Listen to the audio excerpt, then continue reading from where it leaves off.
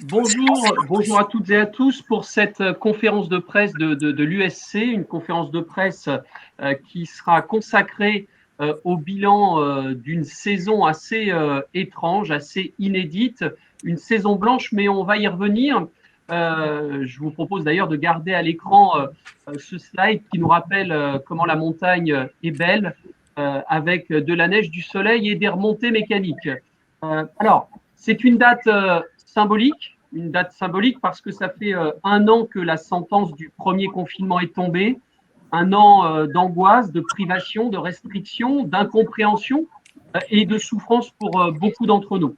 Alors, vous le savez, l'USC est largement mobilisé sur le front de la crise pour représenter et défendre les intérêts du secteur marchand du sport et des loisirs, le secteur du commerce au sens très large, un secteur qui a été durement touché depuis le début, une crise qui dure, qui use, qui épuise les dirigeants des entreprises. Alors pour ce qui concerne notre secteur, et pour faire large, on va resserrer ensuite, vous vous en doutez, sur la montagne, mais quelques rappels, puisque nous représentons évidemment de nombreuses entreprises qui sont concernées par cette crise.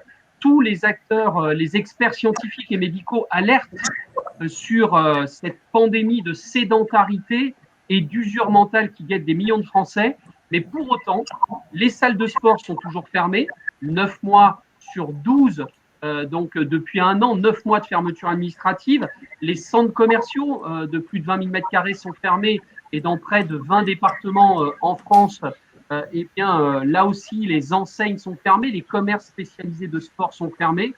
Et puis également, pour ce qui concerne notre secteur au sens large, du fait des restrictions de pratique, de la fermeture des lieux de pratique, eh bien, les industriels en bout de chaîne, que ce soit les industriels, les marques de fitness, du tennis, des sports collectifs, eux aussi souffrent terriblement dans le silence, presque dans l'indifférence des pouvoirs publics, j'oserais dire.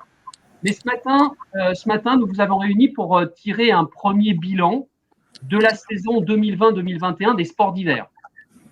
Alors ça peut paraître très curieux, ça peut paraître même de faire sourire un peu de vouloir faire un bilan d'une saison qui finalement est une saison fantôme, qui n'a pas commencé et qui est déjà finie. Mais c'est justement aussi un message d'alerte pour interpeller le gouvernement sur la situation critique de nos commerces et de nos fournisseurs de matériel de sport d'hiver. Un rappel pour l'Union, nous représentons à la fois les commerces, plus de 1200 commerces de sport en montagne, loueurs et commerces d'articles de sport, mais nous représentons aussi les acteurs des équipements de ski, des équipements de sport d'hiver, plus de 90% du marché. Et à ce titre-là, l'USC est leur porte-parole aux yeux des pouvoirs publics et des administrations.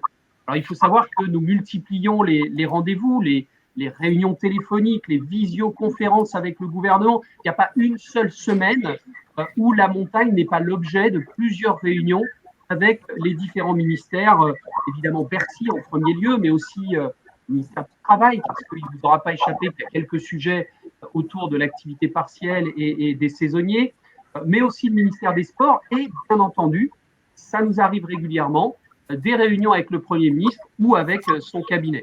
Alors, nous sommes écoutés, je pense même parfois que nous sommes entendus, les choses avancent, mais elles avancent lentement, trop lentement pour une majorité de nos entreprises qui sont au bord de la rupture.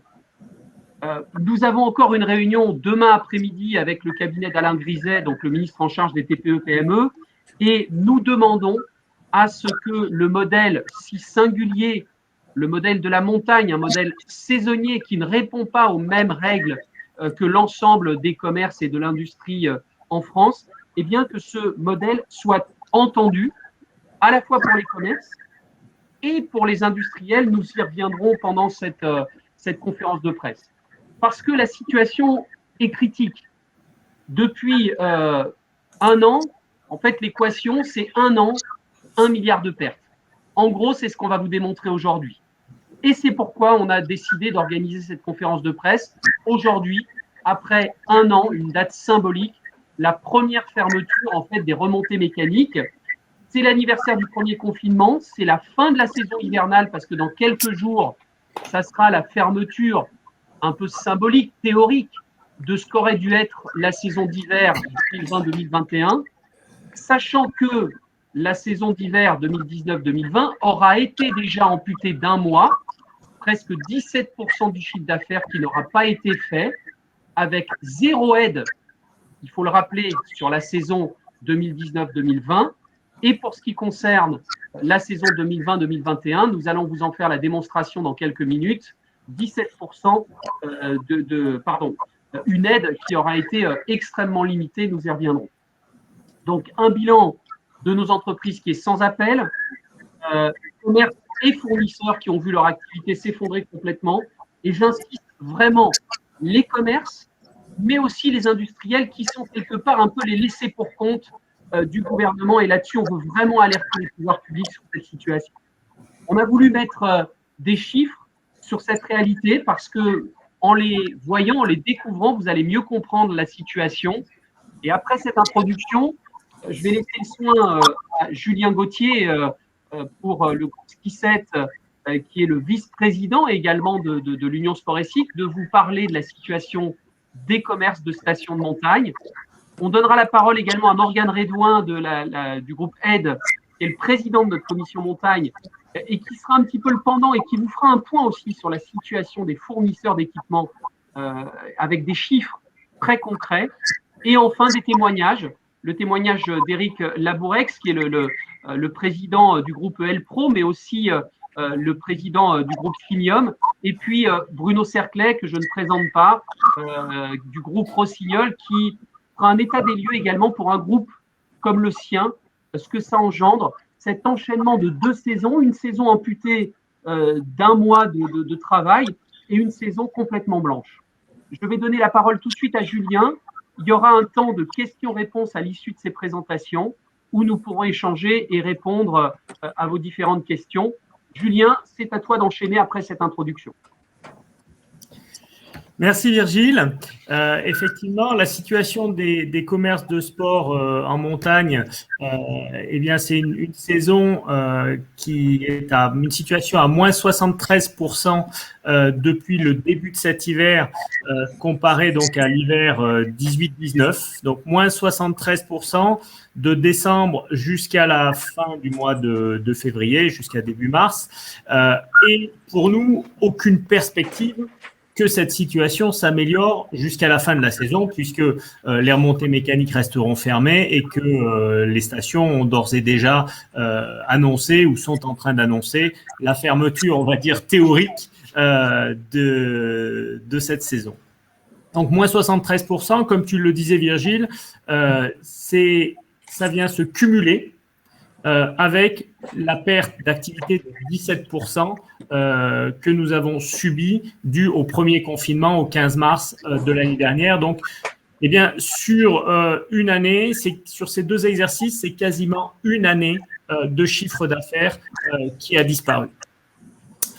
Faut rappeler que notre activité saisonnière en station, c'est 4 mois d'activité, 12 mois de charges fixes. Donc forcément, en faisant moins 73%, on ne peut plus envisager de faire face à nos charges fixes sur l'ensemble de l'année. Alors, les aides, le Fonds de solidarité, bien sûr, il est en place, on peut dire, depuis le mois de...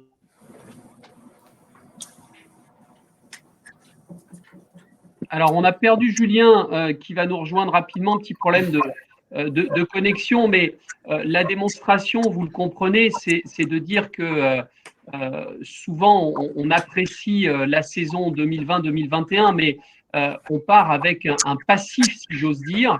C'était la démonstration que faisait Julien, un passif sur la saison 2019-2020. Et je vais redonner la parole tout de suite à Julien, c'est à toi. Excusez-moi, coupure Internet. Donc, je disais, bien sûr, les aides, le Fonds de solidarité est en place depuis le mois de novembre. Et sur les mois de novembre, décembre et janvier, les commerces d'articles de sport ont aujourd'hui perçu 5% de leur chiffre d'affaires annuel au titre de ce Fonds de solidarité.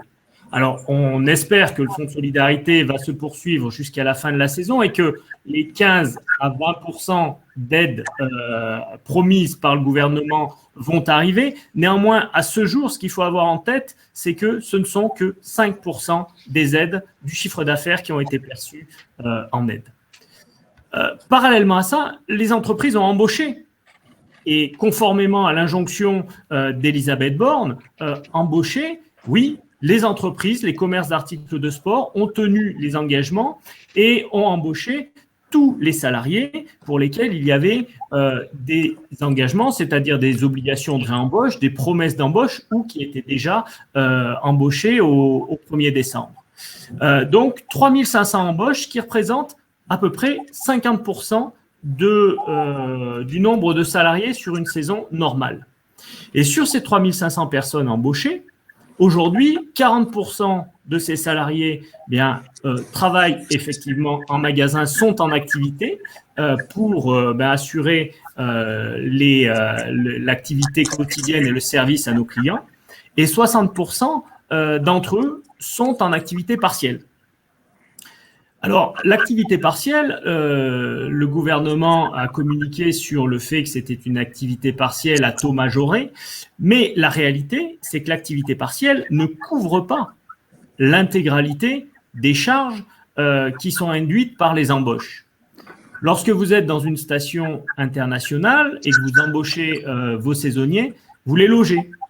Vous les logez, qu'ils soient en activité ou en activité partielle, cela engage le logement. Aujourd'hui, la question de l'indemnité sur les heures effectuées au-delà de 35 heures n'est toujours pas réglée. Et puis, comme le disait Virgile, les stations vont progressivement arriver à la fin de cette saison, donc les contrats vont s'arrêter. Et à la fin des contrats de travail, il va falloir payer 100% des congés payés. Nos entreprises doivent faire face aux congés payés pour les salariés en activité comme pour ceux qui sont en activité partielle. Donc, autant de charges fixes aujourd'hui qui sont non couvertes par les aides économiques. Cette situation, elle nous amène à un véritable cri d'alerte. Parce qu'aujourd'hui, il faut comprendre qu'une entreprise sur 3 sur notre secteur d'activité des commerces de location, vente d'articles de sport en station, une entreprise sur 3 est en urgence absolue. Qu'est-ce qui permet de l'affirmer? Eh bien, on s'aperçoit qu'à ce jour, 28% des entreprises ont consommé plus de la moitié de leur PGE. Ça, c'est le poids de la perte d'activité liée au premier confinement. On a perdu 17% de l'activité. Les entreprises ont eu massivement recours au PGE. 28% d'entre elles ont consommé plus de la moitié de leur PGE. Parallèlement à cela, 31% des entreprises ont consommé plus de la moitié de leurs fonds propres à ce jour. Donc aujourd'hui, on est dans une situation où les entreprises, un tiers des entreprises sont dans une urgence absolue, où nous n'avons pas de visibilité, puisque le fonds de solidarité est prolongé au mois par mois. Donc, qu'est-ce qu'il se passe au mois d'avril? Comment fait-on face à nos charges au-delà du mois d'avril qui vont courir jusqu'à décembre? Aujourd'hui, pas de visibilité sur ces points-là. Donc, notre demande, elle est très claire, c'est de pouvoir bénéficier du fonds de solidarité jusqu'en décembre 2021 pour l'ensemble des commerces. Alors, décidément, Julien a quelques difficultés de connexion.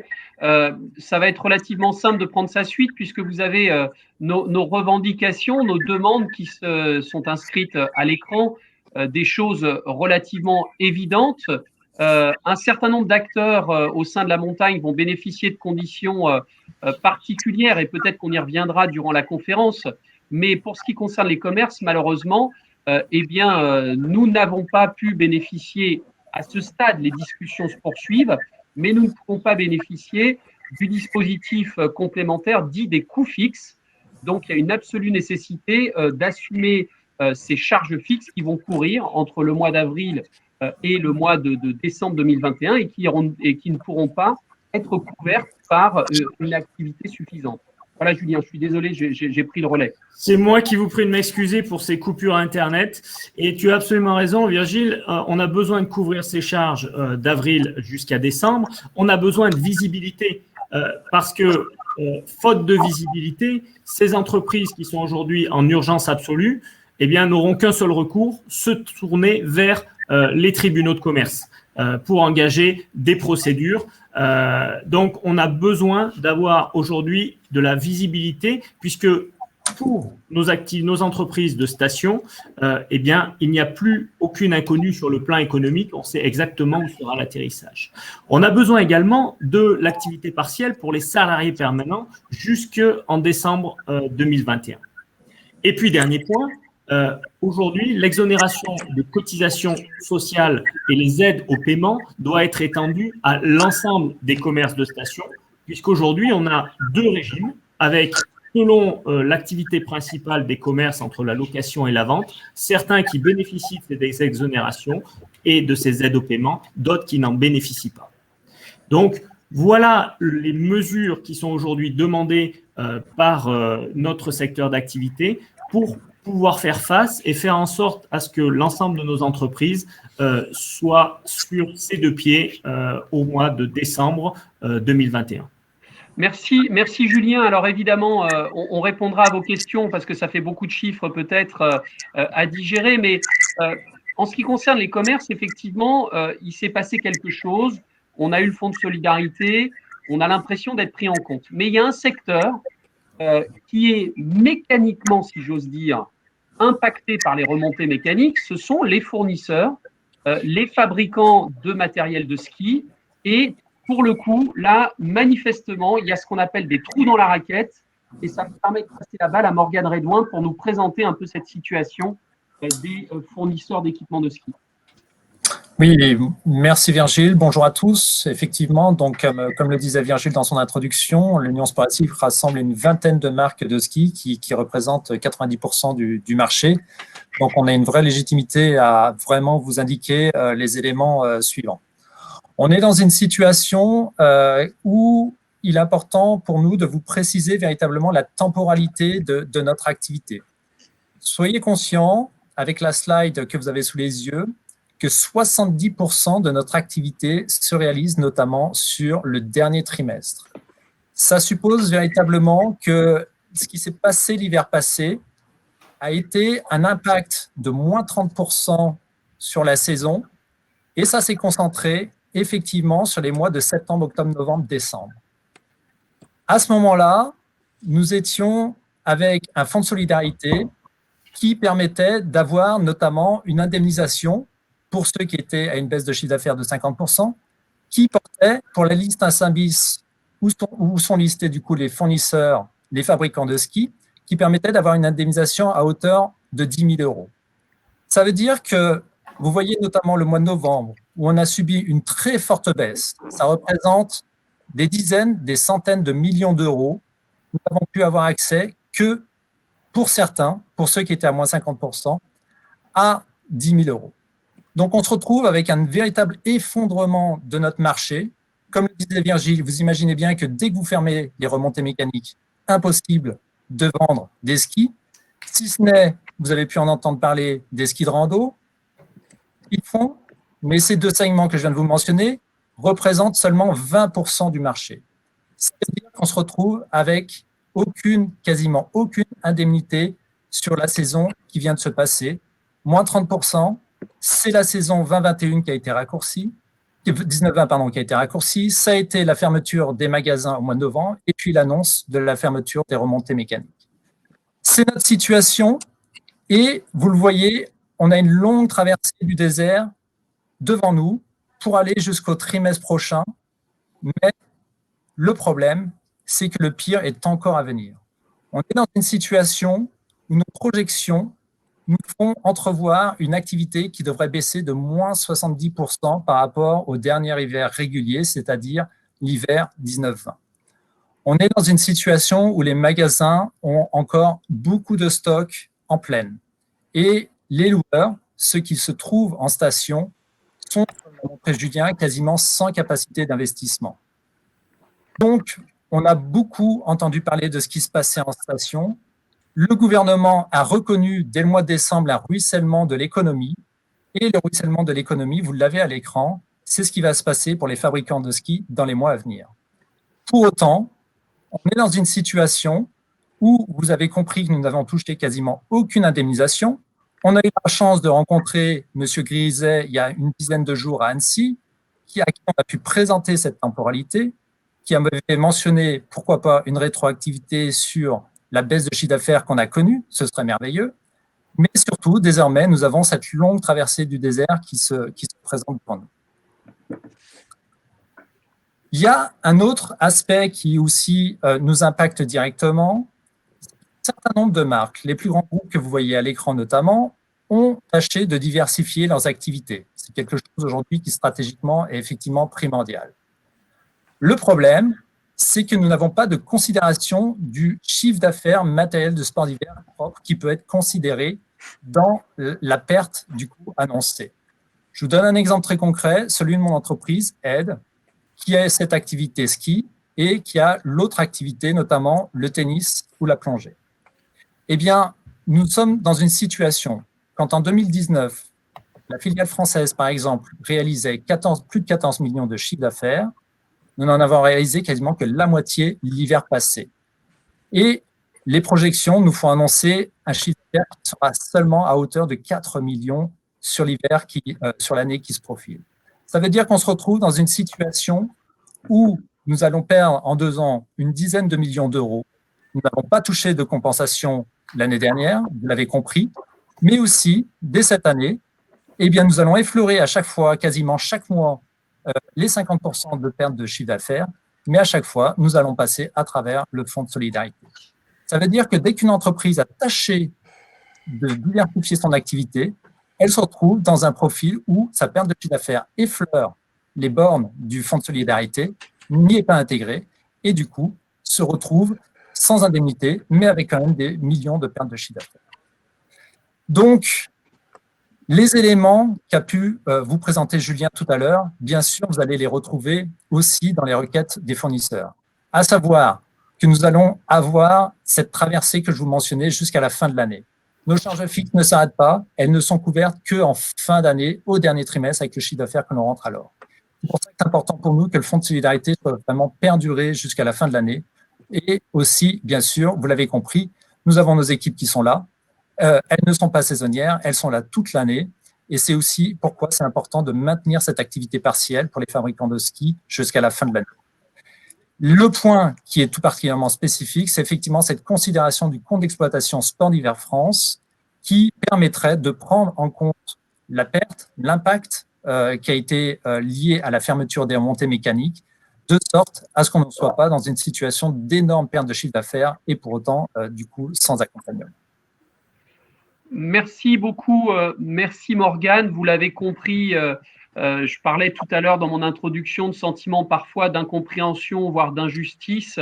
C'est vrai que là, vous constatez que, eh bien, quand bien même les entreprises font partie de la liste S1 ou S1 bis, quand bien même elles pourraient être éligibles au fonds de solidarité, malheureusement, si elles ne sont pas en dessous des 50% pour des questions stratégiques de diversification de leurs activités, eh bien, elles n'auront pas droit à ce fonds de solidarité, des pertes de plusieurs millions d'euros compensées par un fonds de solidarité à hauteur de 10 000 euros quand on peut l'obtenir. Vous imaginez un petit peu le déséquilibre. Mais pour aller encore plus loin dans la démonstration, rien de mieux que des témoignages, du parler vrai. Et là-dessus, je remercie Éric Labourex et Bruno Cerclet de leur transparence et de nous livrer eh bien, des chiffres de leurs activités. Et ça va vous éclairer encore mieux sur la situation aujourd'hui de nos entreprises et la raison pour laquelle nous alertons le gouvernement sur cette situation critique des acteurs de la montagne. Éric, je te laisse engager eh bien, sur le sujet, on va dire, de la distribution et des commerces et des loueurs d'articles de sport. Alors, Merci Virgile, bonjour à tous, merci de votre présence et de votre écoute. Oui, effectivement, alors je vais être plus terre à terre et peut-être être moins chiffre, mais la situation, elle est vraiment devenue très, très tendue pour nous actuellement, commerce de montagne, au-delà même de ce qui a pu encore être dit ce matin, parce que quand Julien ou Virgile ont dit que la plupart avaient entamé leur PGE, il faut aussi savoir que ceux qui ont entamé leur PGE, et je ne parle pas pour mon cas personnel parce que je suis pas forcément je fais pas partie de ceux qui sont dans la situation la plus critique, mais je parle bien au nom des 1200 magasins de montagne. Ceux qui ont entamé leur PGE, avant d'entamer leur PGE, ils avaient déjà fait des reports de prêts et des reports de loyers. Donc tout ça pour dire que c'est encore plus important que ce que l'on peut imaginer. Après, c'est vrai que ce qui est dit et annoncé est systématiquement actuellement, euh, on ne va pas dire démenti, parce que je ne veux pas être agressif envers qui que ce soit, mais, et notamment les élus, parce qu'il faut reconnaître leur travail, mais il y a des annonces qui sont faites, et puis quelques jours après, on nous dit que c'est une erreur de communication, que finalement, nous ne serons pas aidés au niveau de nos charges fixes.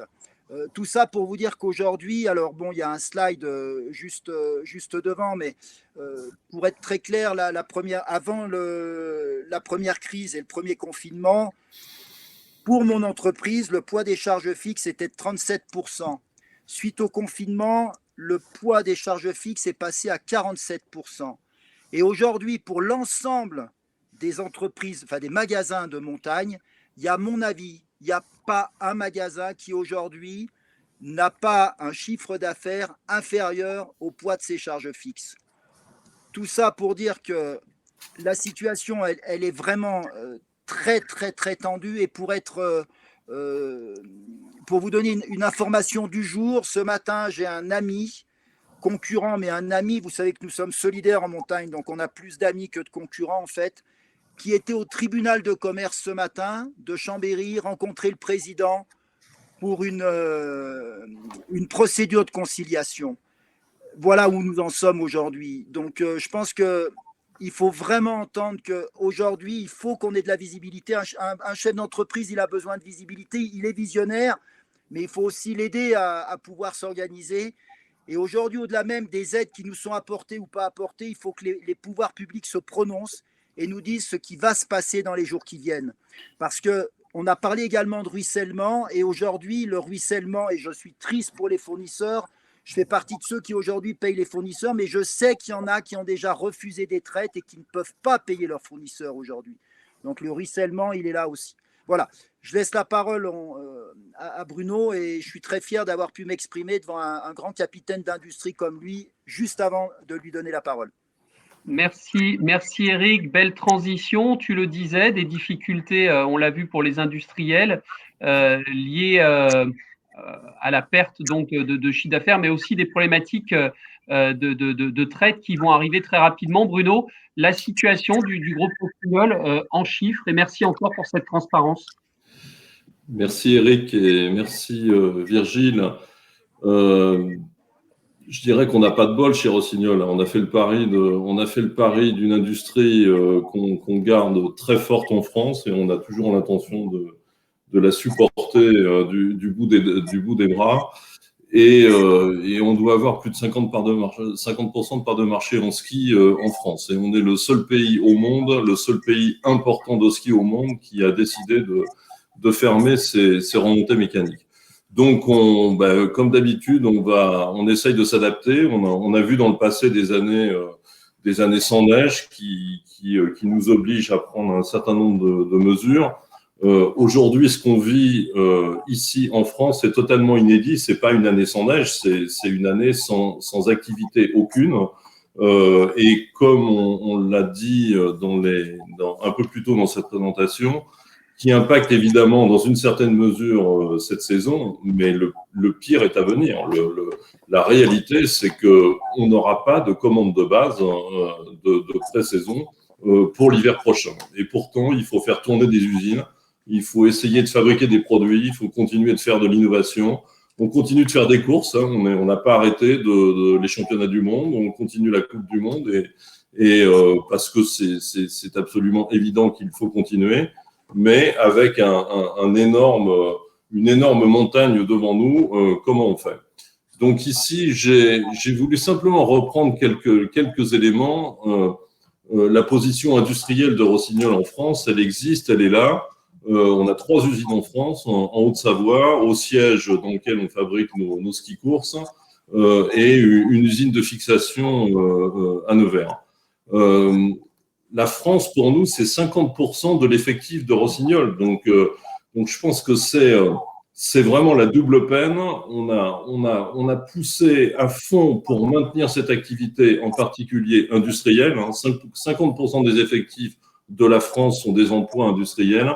Et on se retrouve aujourd'hui dans une situation sur notre marché domestique qui nous tue littéralement. Donc ça, je ne peux pas l'accepter. Je suis très en colère, en particulier quand je vois le rythme auquel vont ces discussions avec les services de l'État.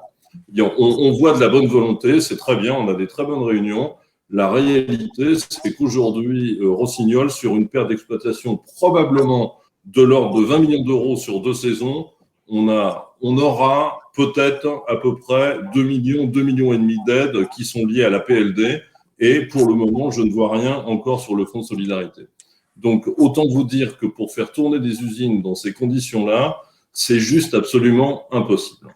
Donc, les quelques jours qui viennent vont être totalement déterminants. Et pour bien comprendre ça, voilà un tableau très simple qui sont des données qu'on communique jamais. Effectivement, je pense que c'est le moment de les montrer de la façon la plus transparente possible.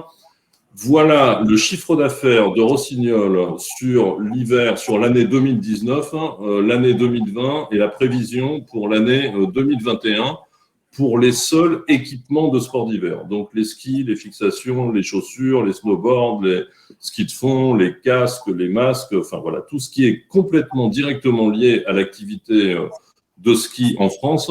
On a pris soin de ne pas mettre dans ces chiffres, par exemple, le textile, qui évidemment est fortement impacté aussi, mais je pense que pour être très précis sur les conséquences de cette décision de non-ouverture des stations, il nous a semblé plus facile et plus direct de ne parler que d'équipements de sport d'hiver.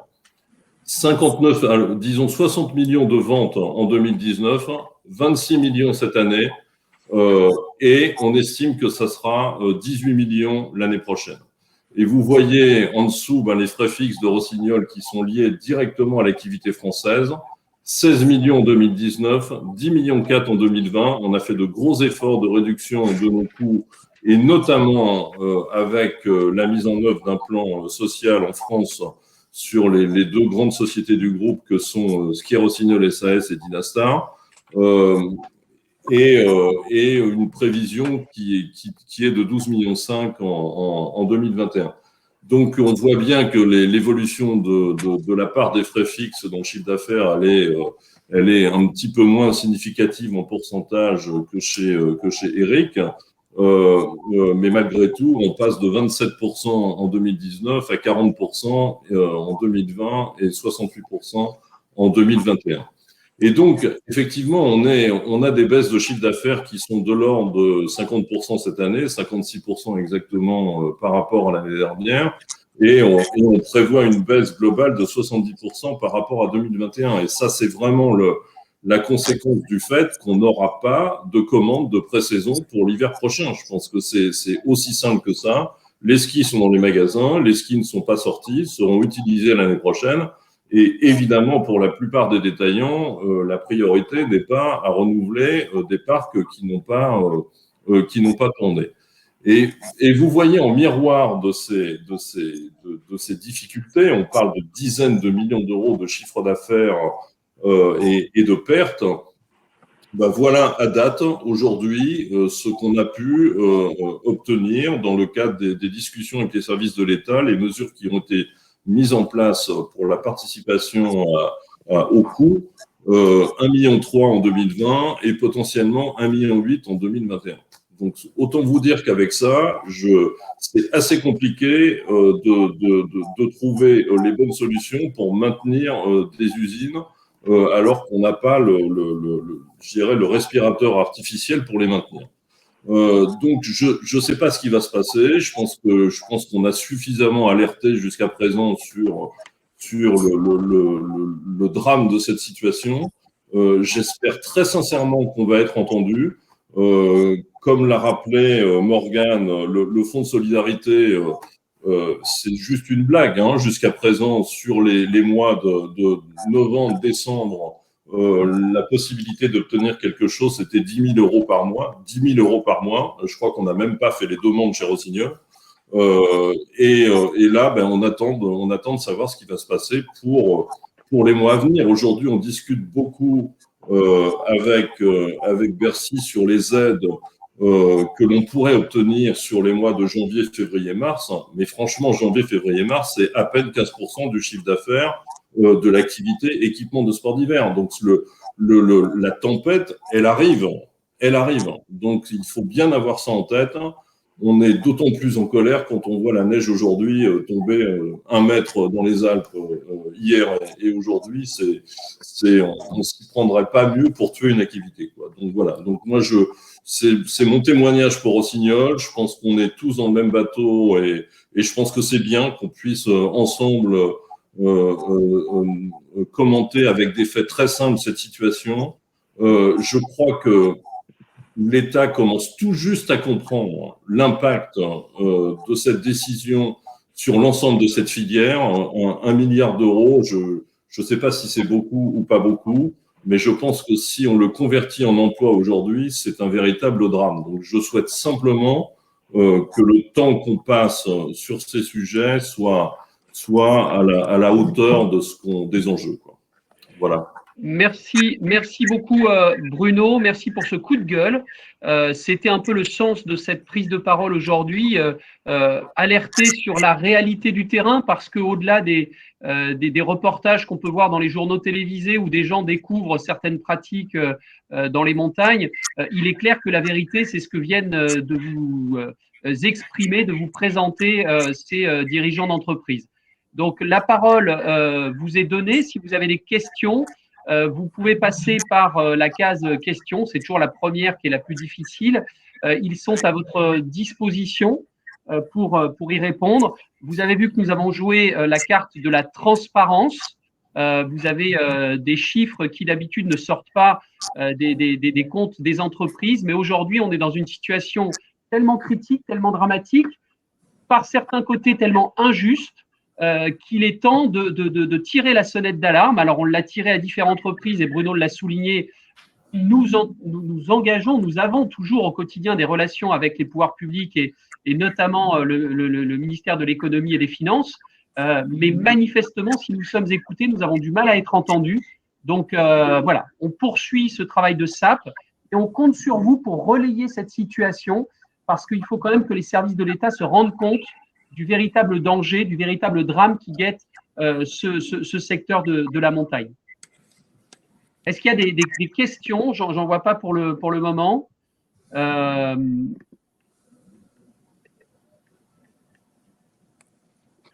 J'en profite pendant que les questions arrivent pour réagir sur au commentaire de François Benaben sur le fait qu'évidemment, tous les industriels sont concernés. On a parlé du ski, mais bien entendu les masques, les chaussures, les bâtons, tout ce qui concerne le ski, les sports d'hiver sont directement impactés par la situation.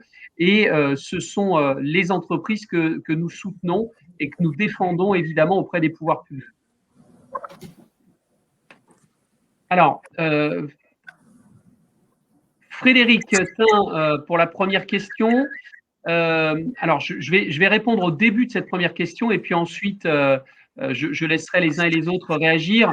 Le prochain rendez-vous a lieu mercredi, c'est-à-dire demain à 17h, toujours avec les conseillers d'Alain Griset. Alain Griset, le ministre en charge des TPE-PME, c'est lui qui porte le sujet montagne aujourd'hui. C'est lui qui était en déplacement en Savoie et Haute-Savoie la semaine dernière. Et donc, on rencontre à la fois le cabinet Griset et à la fois le cabinet Travail, parce que tout à l'heure, Julien a évoqué un certain nombre de points qui concernent les saisonniers. Tous les sujets ne sont pas stabilisés là-dessus. On a encore quelques points d'inquiétude. Donc, à la fois le cabinet Griset, le cabinet Travail et également la DIRCAV adjointe du cabinet Lemoine qui sera présente à cette réunion. Est-ce qu'il y a une harmonisation des points de vue des différents ministères?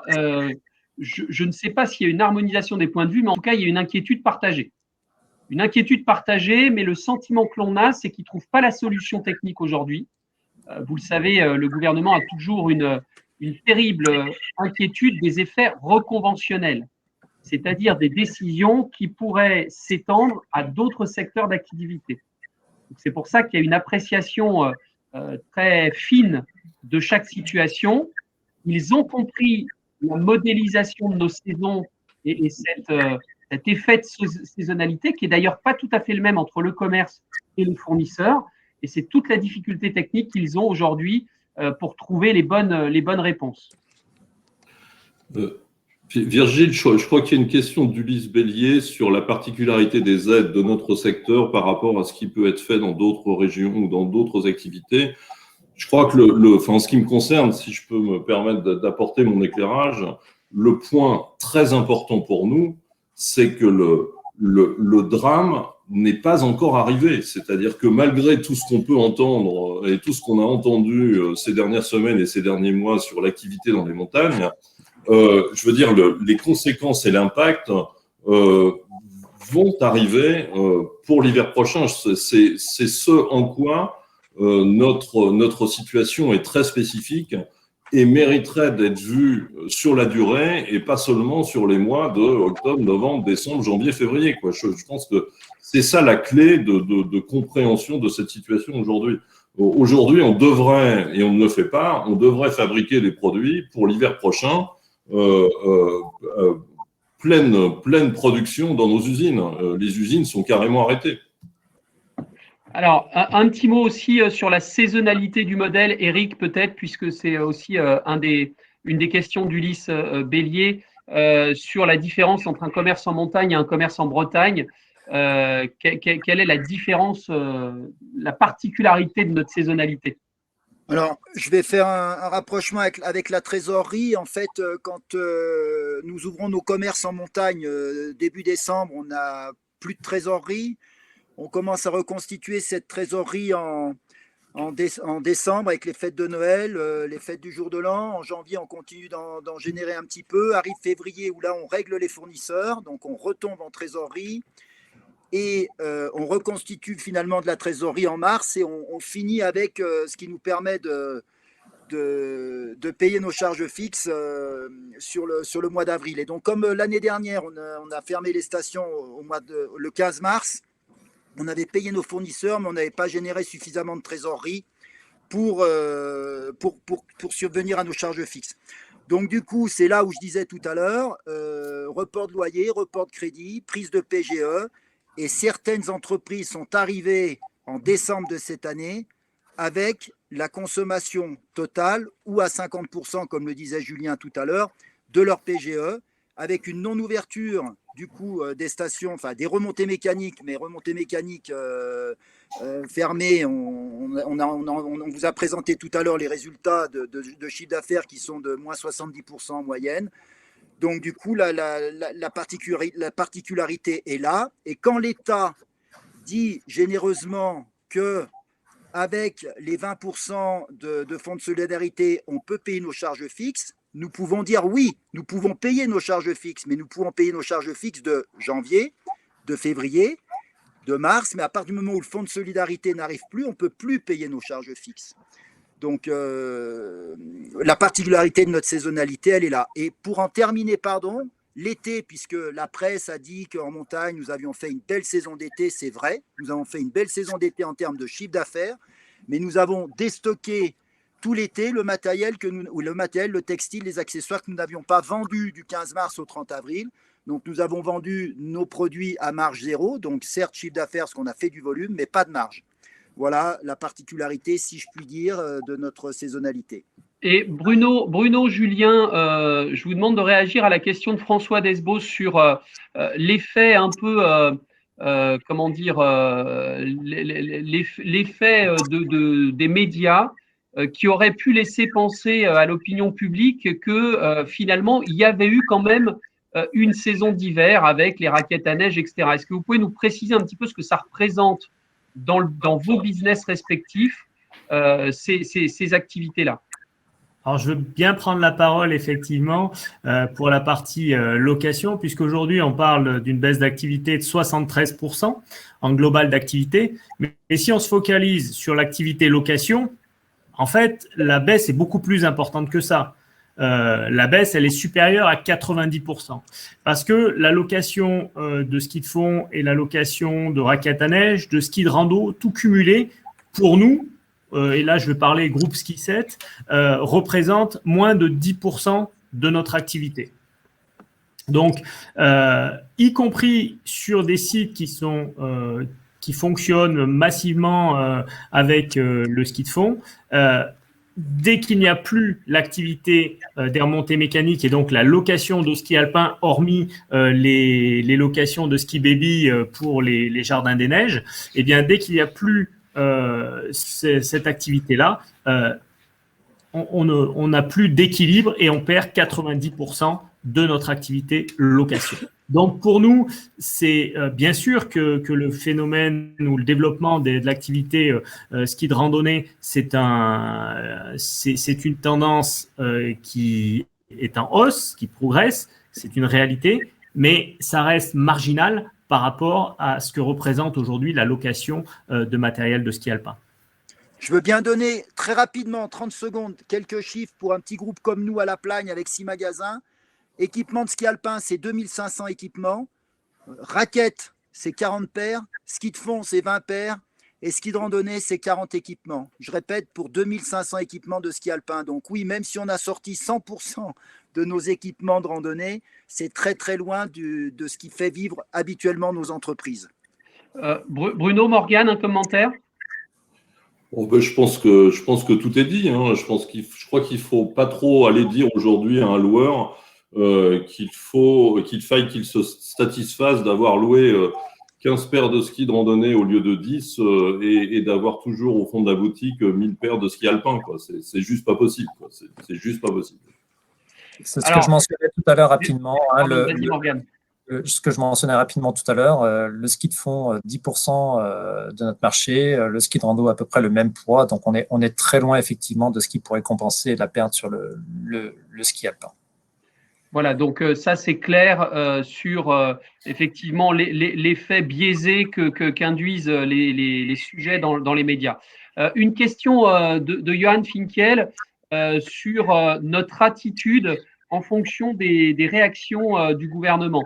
Je vais laisser ensuite les industriels s'exprimer, mais bien entendu que nous allons hausser le ton et ça commencera dès demain après-midi avec le cabinet Griset et nous remonterons auprès du Premier ministre que nous avons déjà sollicité à différentes reprises. On reviendra vers lui s'il le faut, mais je crains que la pire des réponses pour le gouvernement, ce soit ce que soulignait tout à l'heure Eric, à savoir des tribunaux de commerce qui vont accueillir de plus en plus d'acteurs de la montagne. Et ça sera malheureusement la pire des réponses pour le gouvernement. Est-ce que l'un d'entre vous veut réagir ? Non, je dirais qu'on a entamé les discussions avec le cabinet, notamment d'Alain Griset, mi-décembre. Donc, ça veut dire qu'on a eu largement le temps d'expliquer les éléments, les enjeux, les chiffres. Ils ont tous ces éléments.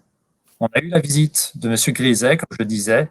Et pour autant, donc on est maintenant à 3 mois de discussion. On n'a pas d'avancée, comme disait Bruno. On est toujours dans le régime commun. On est toujours avec les mêmes éléments qui font qu'on ne peut pas être indemnisé. Et il est véritablement temps maintenant qu'on ait ces réponses.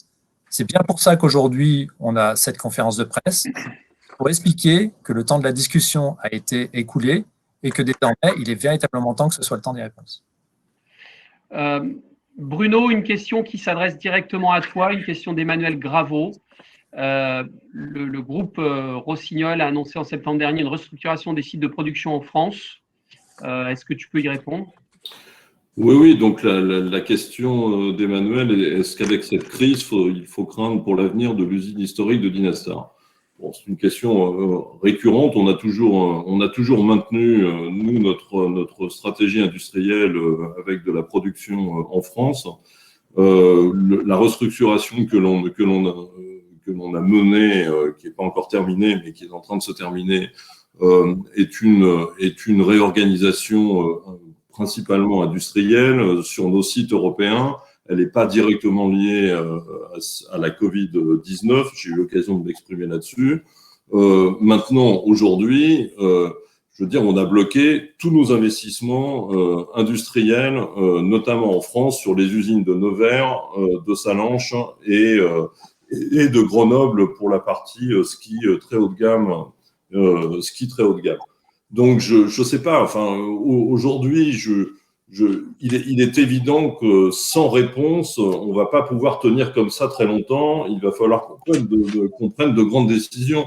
Je reste tout à fait concentré et vraiment à trouver des solutions, y compris industrielles, sur le territoire en France.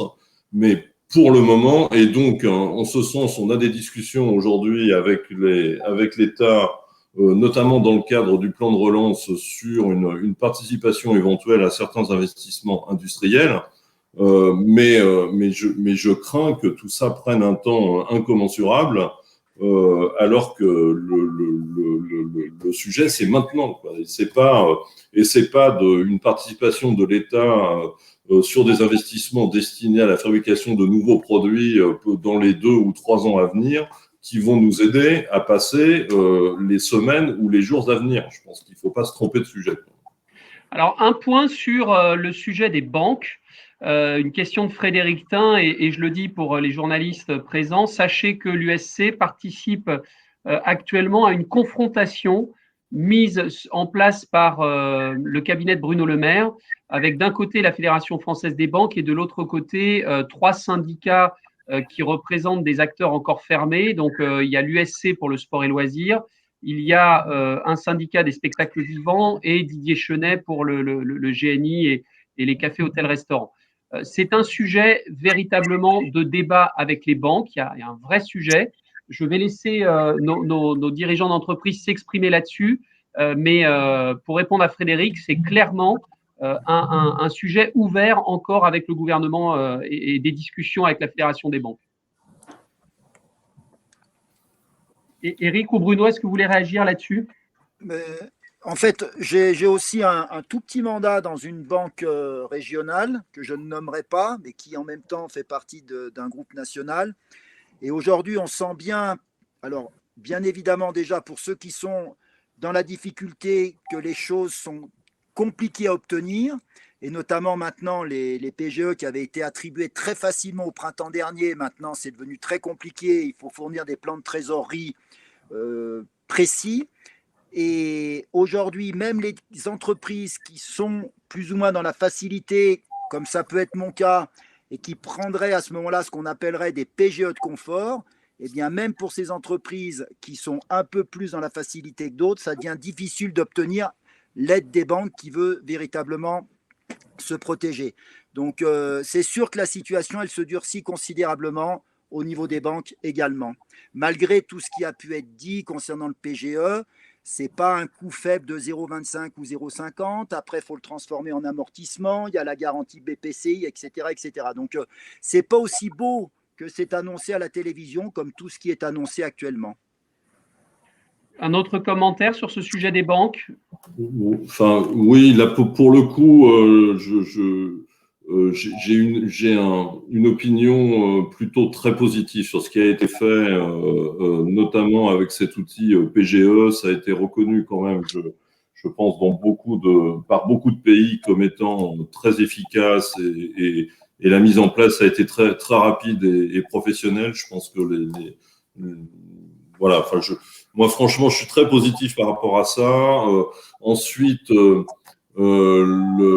qu'on peut peut-être regretter aujourd'hui, c'est qu'on n'ait que, entre guillemets, 90% du montant qui soit couvert par une garantie. Donc, les 10% restants induisent finalement des discussions, quelquefois à n'en plus finir avec certaines banques. Bon, je dirais que sur le sujet du financement, de l'aide au travers du financement. Je pense que beaucoup a été fait. Je suis pas sûr que de charger les entreprises en dette complémentaire encore pour les mois à venir soit la meilleure solution pour tout le monde. Donc, je comprends qu'il y ait des discussions. Si on peut aller vite et les assouplir dans certains cas, c'est bien, mais globalement, pour moi, c'est vraiment une aide ponctuelle à très court terme qui doit répondre au sujet qui nous occupe. Alors, Frédéric, pour préciser la réponse de mon côté, c'est vrai que le sujet, les problématiques qu'on rencontre avec les banques aujourd'hui, c'est plutôt avec d'autres acteurs qui sont fermés administrativement depuis très longtemps, notamment les salles de sport, avec l'obligation, par exemple, de statuer sur les modalités de remboursement des PGE, alors même qu'ils n'ont aucune visibilité sur leur réouverture et qui sont bien incapables de construire des business plans sans savoir quand est-ce qu'ils vont rouvrir. Donc ça, c'est un des sujets de débat que nous avons. Et puis effectivement, le report des échéances bancaires pour les entreprises qui seraient fermées administrativement. Il y en a malheureusement encore un certain nombre dans notre secteur. Voilà pour compléter un peu la réponse en ce qui concerne les banques. Donc ça reste aussi un des sujets ouverts. Je pense qu'on a répondu. Là, je viens de répondre, Frédéric, à la question. Je ne sais pas s'il y a d'autres questions que vous souhaitez poser. On arrive quasiment au bout de notre heure de conférence. On s'était fixé une heure. Donc voilà, ça c'est l'avantage un peu des versions digitales. On respecte les créneaux horaires. Je voudrais juste, en conclusion, vous donner une toute petite minute la parole, enfin même pas une minute, en quelques mots, une sorte de petite conclusion, de synthèse pour les industries et les commerces que vous représentez. On va commencer par Morgane, si tu devais synthétiser sur cette séquence et les étapes à venir avec le gouvernement. Eh bien, le plus important pour nous, c'est cette projection. L'exercice d'explication a été fait. Maintenant, on attend véritablement des réponses concrètes du gouvernement, de sorte à ce qu'on puisse projeter nos industries et aussi à ce que nos clients puissent se projeter, puisque vous l'avez compris, de leur situation dépend aussi la nôtre. Merci Morgane. Eric Labourex, de ton côté, petite synthèse et voilà les points que tu veux souligner. Avec plaisir et très courte, ça se rapproche, ça correspond exactement à ce que vient de dire Morgane. Il nous faut de la visibilité maintenant, il nous faut de la visibilité pour vivre et pour savoir comment on va s'organiser. Exemple, est-ce que je vais pouvoir, moi, dans mon cas personnel, garder mes 5 permanents à l'année qui sont mariés, qui ont des crédits sur la maison, pour faire simple, est-ce que je vais pouvoir les garder, ces 5 permanents, pardon. Voilà, donc il nous faut de la visibilité pour qu'on puisse s'organiser et faire vivre nos entreprises et nos collaborateurs qui croient en nous. Merci Bruno. Je pense qu'il y a une notion d'urgence qu'il faut bien avoir en tête. Donc pour moi, c'est les 15 jours qui viennent, les 3 semaines qui viennent vont être déterminants. On doit prendre des décisions d'investissement ou ne pas les prendre. On devra prendre des décisions de réduction de coûts ou ne pas les prendre. Voilà, je pense qu'on ne peut plus attendre plus longtemps. On devra être à 200% sur la préparation de la saison prochaine. Pour le moment, on est juste toujours dans les starting blocks en se demandant ce qu'on doit faire. Et Julien, pour conclure. Écoutez, la conclusion, elle est faite puisque tout a été dit. Ça fait 1 an qu'on est à l'arrêt. Ça fait des mois qu'on discute avec les pouvoirs publics. Donc, effectivement, on ne peut plus attendre plus longtemps. Nos entreprises, une entreprise sur 3 en urgence absolue. Merci beaucoup à tous. Merci pour vous d'avoir suivi cette séquence. Nous restons évidemment à votre disposition pour les journalistes si vous aviez d'autres questions. Vous l'avez compris, c'était un coup de gueule, un ras-le-bol des acteurs du commerce et de l'industrie de la montagne qui, pour l'instant, ne sont pas servis par les mesures de soutien et ça devient effectivement terriblement critique. Merci à tous. Je vous souhaite une bonne journée. Prochaine étape pour nous, c'est donc demain après-midi avec le cabinet Griset, le cabinet Travail et le cabinet Lemoine. Et puis, on espère qu'on sera enfin entendu par les pouvoirs publics. Merci à vous tous. Merci, au revoir. Merci, au revoir. Au revoir, merci.